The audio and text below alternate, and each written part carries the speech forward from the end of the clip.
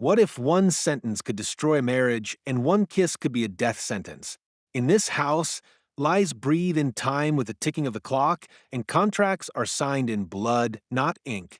Watch until the end, or you'll never know how far those who play with fire fall. The front door groaned shut behind me, sealing out the October chill. My knuckles whitened around my briefcase, still scarred from the day, 2 years ago, when I'd hurled it at the wall after discovering the first deleted text. Now the air smelled like overripe apples and Pinot Noir. Emily sat cross-legged on the sofa, her posture too perfect, her wine glass half drained. She'd worn that cream sweater I hated, the one that clung to her shoulders like a second skin. The grandfather clock in the hall stalled at 8:16, its hands rusted in place since the night I'd canceled our Paris anniversary trip. Her voice cut through the silence. "We need to talk." I didn't answer. Instead, I traced the crack in the hallway mirror, the one she'd never fixed after a fight about Daniel. Her Daniel. The Daniel who'd mentored her through late nights at the firm, whose laughter echoed in her voicemails. My boots left muddy prints on the tiles, a rebellion against her immaculate world.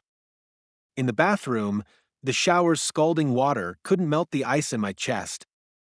6 months ago, I'd found a matchbook from the velvet lounge in her coat pocket. She'd laughed it off. "Client meetings, James. You know how it is." But I knew the bartender there. Knew what the velvet booths hid. Dressed in yesterday's shirt, I descended the stairs. Emily had replaced the wine with chamomile tea, a peace offering or a distraction. Her fingers drummed the table in a Morse code of guilt. I counted the seconds. 1, 2, 3. She broke first. "It's about Daniel." The name hung like a noose. I gripped the stair rail, the wood splintering under my palm. Last spring, I'd almost confessed my own weakness, the intern who'd lingered after hours, her perfume like a drug. But I'd chosen us. Chosen her. Emily's phone buzzed. She flipped it face down, too slow. The screen flashed D. I wondered if he'd texted her in the shower. If he knew how her breath hitched when she lied. "We've grown close," she said, staring at her tea. Close. A sterile word for the rot festering between us. The clock's dead hands mocked me. I'd stopped winding it after the miscarriage, when time became something to survive, not measure. Now its silence screamed. I slid the folder across the table. Inside, 37 pages of legalese glowed under the pendant light. Page 12, highlighted. Parties agree to forfeit 78% of shared assets upon proven emotional infidelity. Emily's laugh cracked like thin ice. "You're joking." Her nail polish, blood red, his favorite shade, tapped the clause. "Since when do we need contracts? Since you started rewriting our vows?" I didn't say it. Instead, I opened my laptop. Security footage played, Emily and Daniel at the parking garage, her hand brushing his. August 14th, the day she'd forgotten our dinner. "Sign it," I said, "or I file this with the partners tomorrow." Her face paled. She hadn't known about the cameras. Hadn't known I'd memorized the firm's blind spots since Phoenix. The tea cooled untouched. Somewhere a dog howled. Emily's pen hovered. What if I refuse? Outside, Mr. Harrison's wind chimes clattered, our blind neighbor who'd called the cops last winter when our shouts shook the walls. I leaned closer. "Then I'll subpoena Daniel's wife." "How's little Sophie's ballet recital going?" Her signature bled through the page. Dawn bled through the blinds, painting stripes over the unsigned contract. Emily's side of the bed held the warmth of a ghost. I found her in the garden at 6:03 a.m., digging with manicured nails. Soil crusted her wedding band, the one she'd stopped rotating when Daniel started liking her LinkedIn posts. The compost bin reeked of rotting lilies, their petals blackening like burned evidence. I counted 3 eggshells in the trash, their insides scooped clean. She'd made omelets yesterday. For him, the grandfather clock's gutted carcass lay in my study, gears strewn across the desk. Repairing it had become a midnight ritual since the miscarriage. Fix this, and maybe a rusted spring resisted the pliers. Last night's security footage looped on my laptop, Emily at the garage, Daniel's hand lingering on her lower back. August 14th. The date glared like an accusation. I'd marked it in red on the calendar she never checked, next to Sarah's last day. Sarah, the intern with storm gray eyes, who'd asked me to stay late just once. Who'd cried when I said no. The pregnancy test appeared at noon, balanced on the microwave like a grenade. 2 pink lines. My coffee turned to acid. She'd waited until the contract was signed, until Clause 12b shackled me to her fiction. The expiration date, September 1st, 3 weeks before Daniel's team-building retreat. I cross-referenced her pill dispenser. Empty slots where doses should have been. The dates didn't lie. Mr. Harrison's cane-tapped Morse code against our shared fence. LIAR he'd spelled out last week when Emily claimed she was visiting her sister. Now his milky eyes tracked me through the kitchen window. I buried the test in the compost atop the lilies. Let them rot together. Her phone buzzed in the living room, a burner hidden under the couch cushions. Daniel's latest poem. Your laugh echoes in my empty halls. I photographed each word, the flash catching Emily's shadow in the doorway. She clutched her abdomen like a shield. You'll love being a father, she said. The clock's disassembled heart ticked in my palm. Daniel's personnel file glowed on my screen. BA in psychology. Divorced. Volunteer work with at-risk youth. Beneath the veneer, darker patterns emerged. A restraining order from 2017, expunged after his promotion. The victim's name, Maya Rodriguez, stung like a live wire. My pro bono case from Phoenix.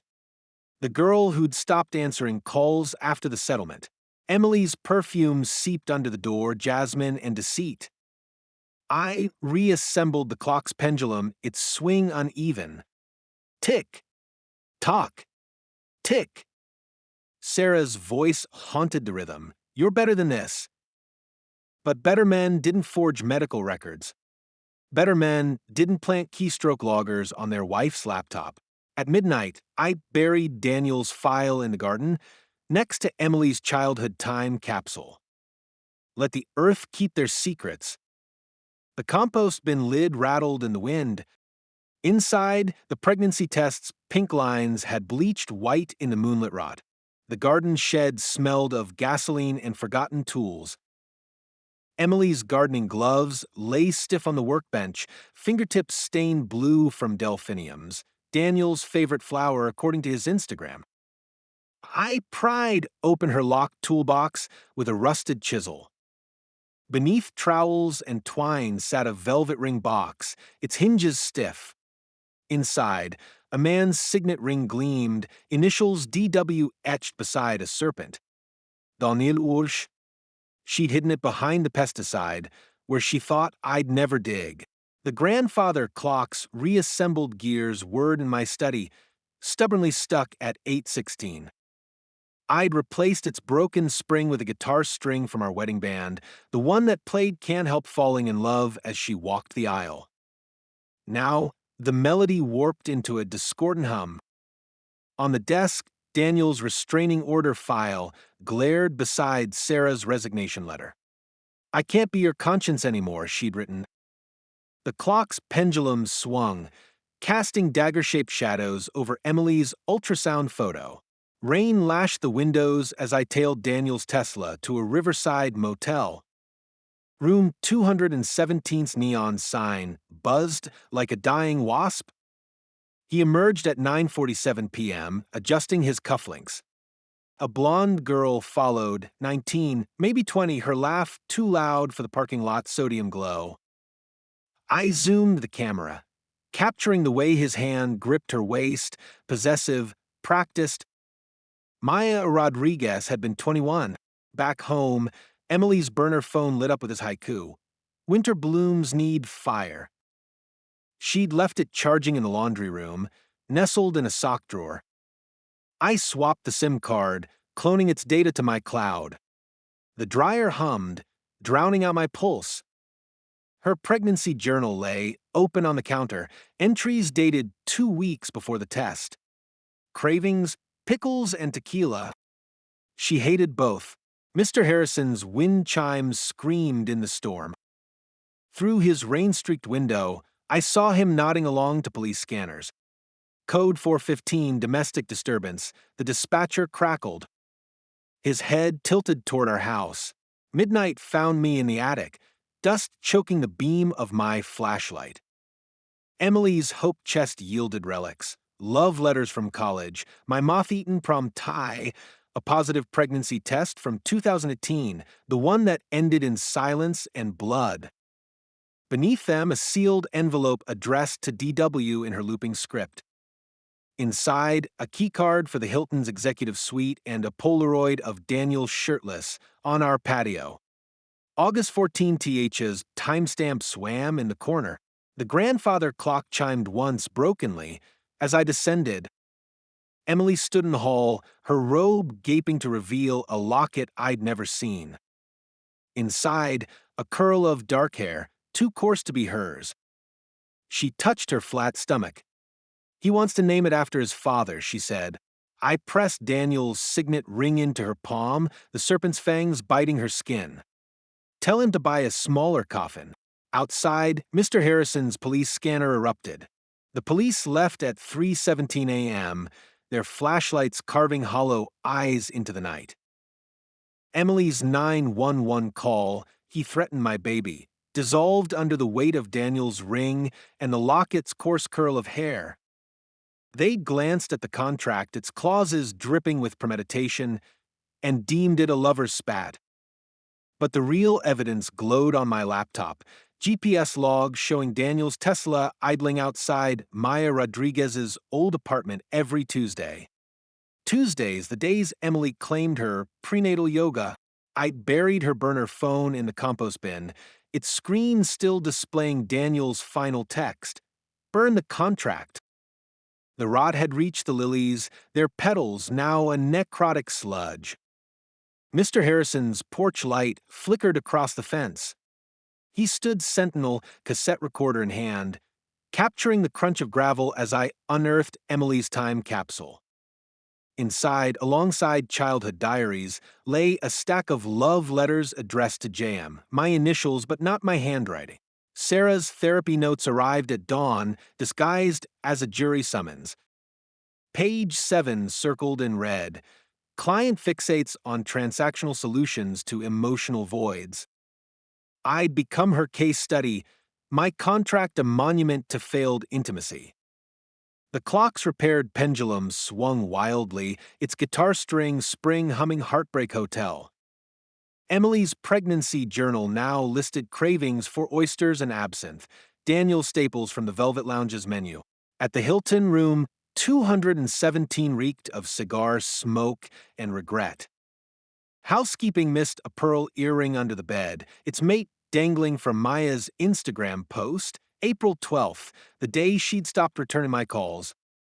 The bedside Bible hid a receipt for 2 champagne flutes, charged to Daniel's corporate account. Celebrating new beginnings, the memo read, I traced the date, September 1st, the day Emily's pregnancy test expired.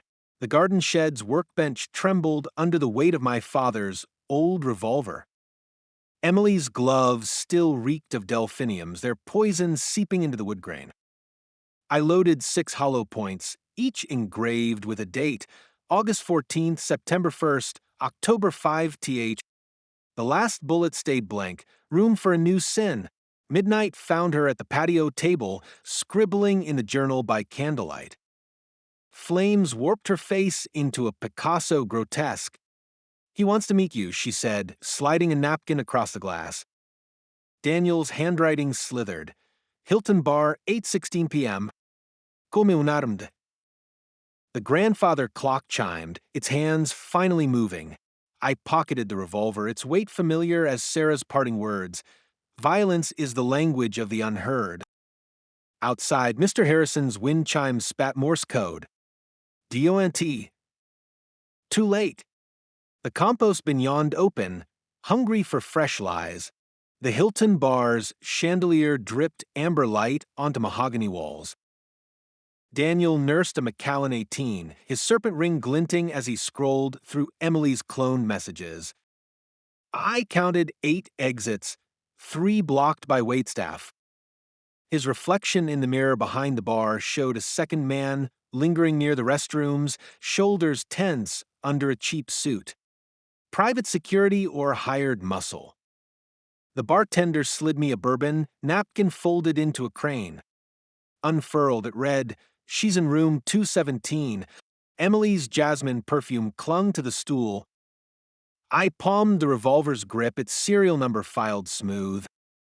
Daniel toasted me with Maya Rodriguez's pearl earring dangling from his pinky. "To fresh starts," he said. The ice in his glass cracked like breaking bones.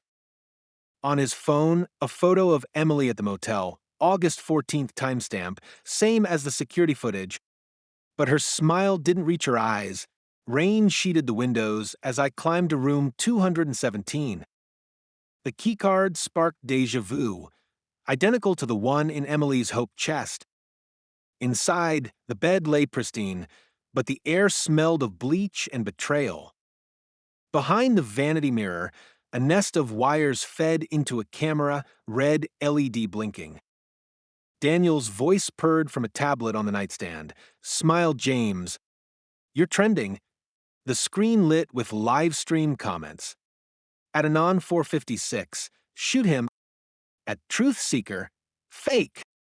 Emily's burner account at Mrs. Wolf_official posted, "Do it for the baby." The revolver trembled. Not from fear, but recognition. This was her script.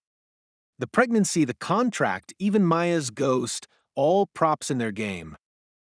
I traced the camera lens, remembering Sarah's warning. "They want you to break." Mr. Harrison's police scanner crackled through the wall. Code 187, armed suspect. Sirens wailed below. The fire escape groaned under my weight. For flights down, Daniel's Tesla screeched into the alley. Emily stepped out, umbrella-less, her white dress translucent in the storm.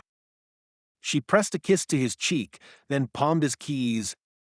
The revolver's grip slickened as I leveled it at his temple. Her scream curdled the rain, but the safety stayed on. Instead, I tossed the gun into a dumpster, its clang drowned by thunder. Daniel's smirk faltered. "Weak," he spat. Emily's face collapsed, a gambler watching chips scatter.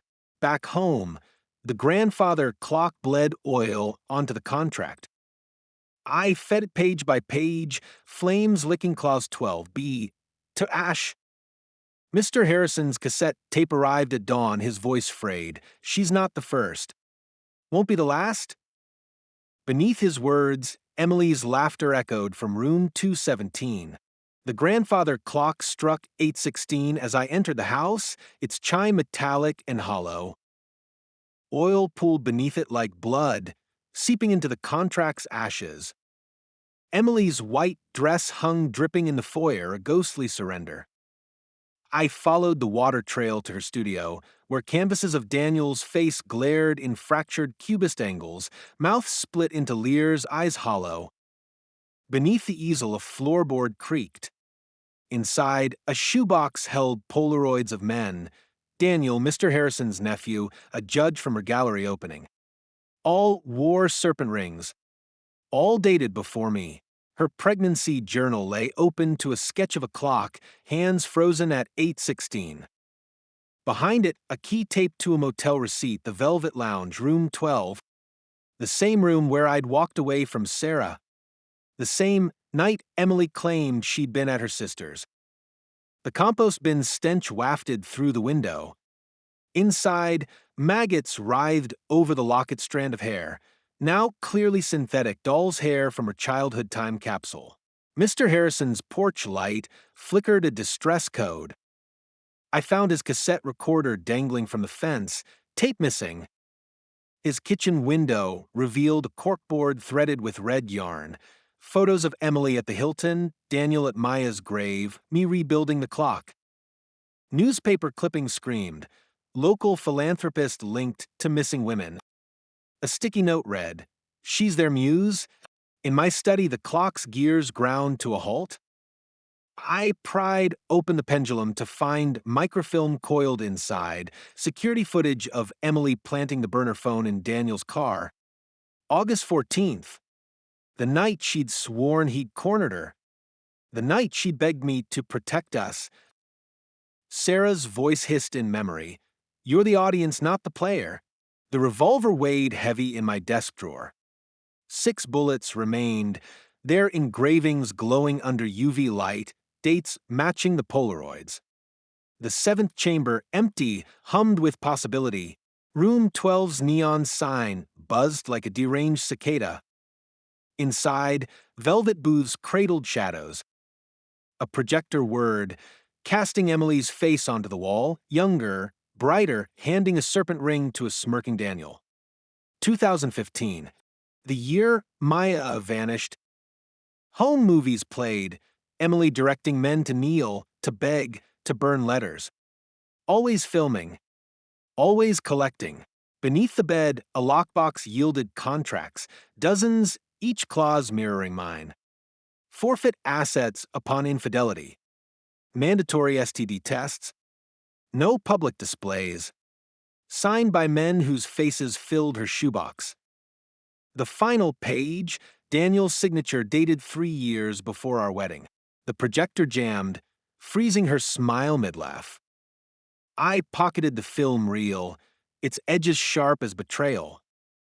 Outside, Emily's Prius idled.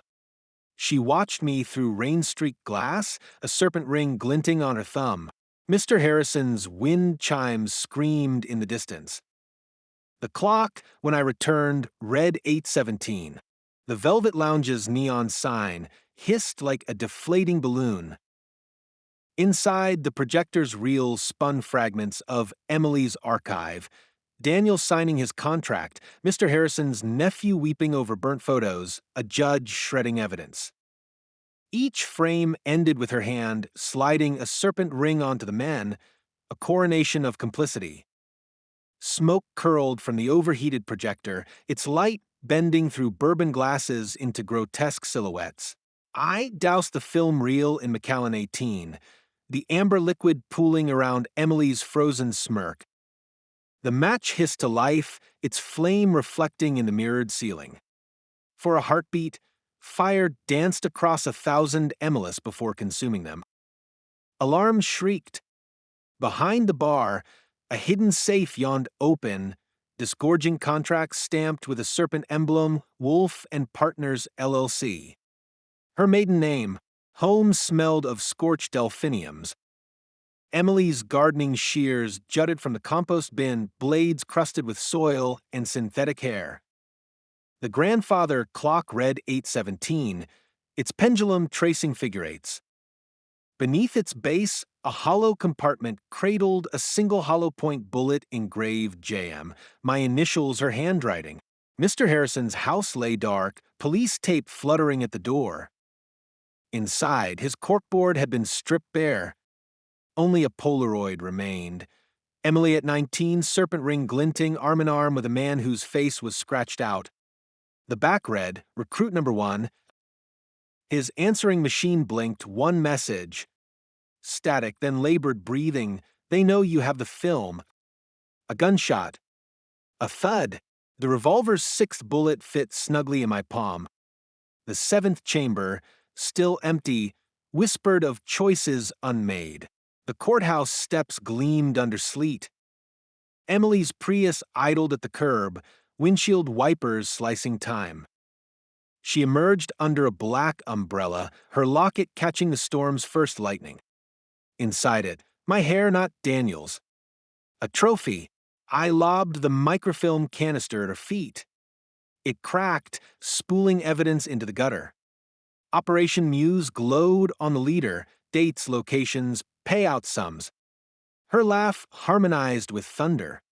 You think this ends anything? She crushed the reel under her heel, plastic shards biting her ankle. The bullet warmed in my grip. But her smile faltered as sirens approached.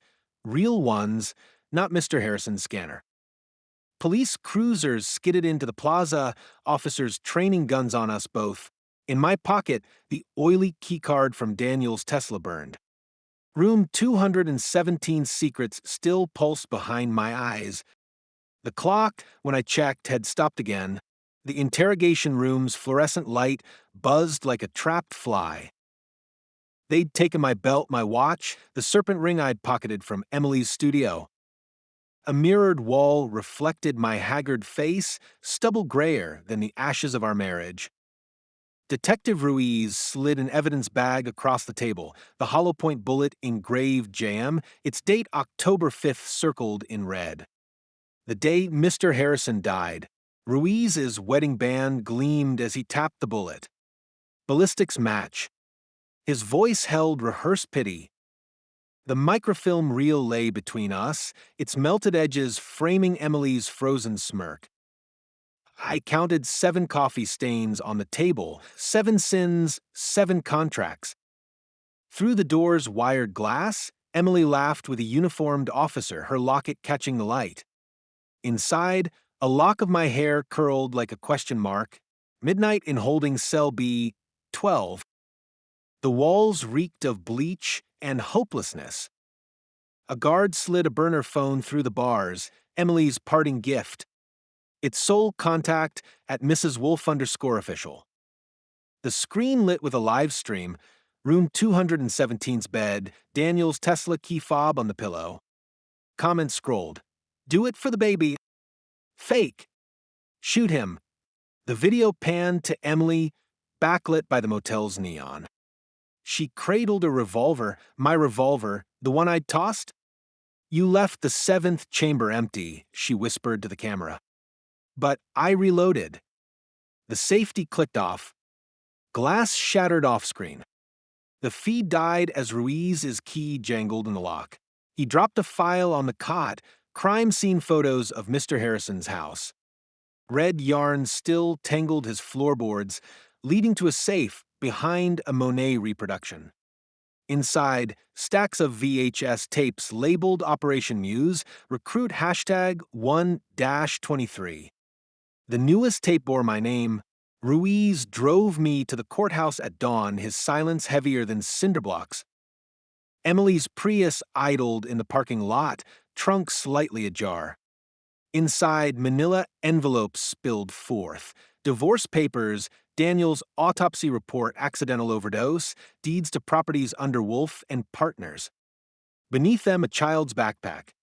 Inside, a stuffed serpent, its fangs stitched with red thread, and a note for Sophie's ballet recital. The courtroom doors loomed. Emily waited at the plaintiff's table, her locket replaced by a serpent pendant.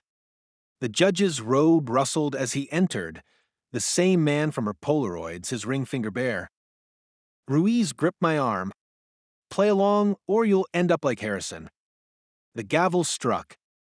Outside, the grandfather clock's corpse chimed 8:16 from a dumpster. The courtroom's air clung thick with the scent of polished wood and perjury. Emily's serpent pendant swung like a metronome as the judge read the charges: arson, obstruction, conspiracy to commit murder. His eyes never met hers, though his thumb brushed a faded tattoo under his sleeve, a serpent eating its tail.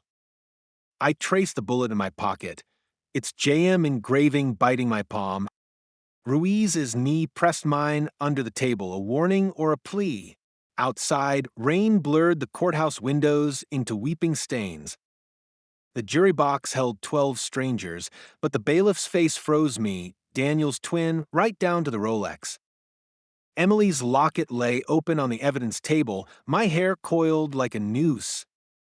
The judge's gavel cracked. Prosecution may proceed. The projector word, casting Operation News, recruit number 24 onto the wall. Grainy footage showed Emily at 22 handing a serpent ring to the judge. 2009, the year Maya Rodriguez vanished. Behind them, a younger Mr. Harrison adjusted the camera, his eyes clear and cruel. The film jumped, Emily coaching recruits, burning documents, stitching fangs onto stuffed serpents. The final frame, my wedding day, Emily slipping the ring on my finger as Daniel watched from the pews. Ruiz stood, his voice flat. The defense calls James Mercer. The bullet's weight shifted as I approached the stand. Emily's smile sharpened, a surgeon with a scalpel. The judge leaned forward, tattoo peeking. In the gallery, a child coughed. Sophie Walsh, Daniel's daughter, clutched the stuffed serpent from the Prius. Its red thread fangs glistened. The fire alarm shrieked. Smoke billowed from the evidence room, burning film, burning lies. Chaos erupted. Sophie dropped the serpent, its stuffing bursting microfilm across the floor. Recruit hashtag 25-30 spiraled into the aisles. Emily lunged for the judge's bench, serpent pendant slicing air. Ruiz's handcuffs clicked empty. I palmed the bullet, its engraved date matching Sophie's birthday. Outside, news vans filmed the courthouse purge. In the parking lot, the grandfather clock lay upended in the dumpster, its hands frozen at 8:17. I wedged the bullet into its gutted gears. Let them die. Let them see. Sirens wailed. Emily's scream pierced the rain, a feral, fading thing. The dumpster fire lit the sky as I walked, Sophie's hand in mine, toward the only exit untainted by serpents. One story may be ending, but the excitement never stops.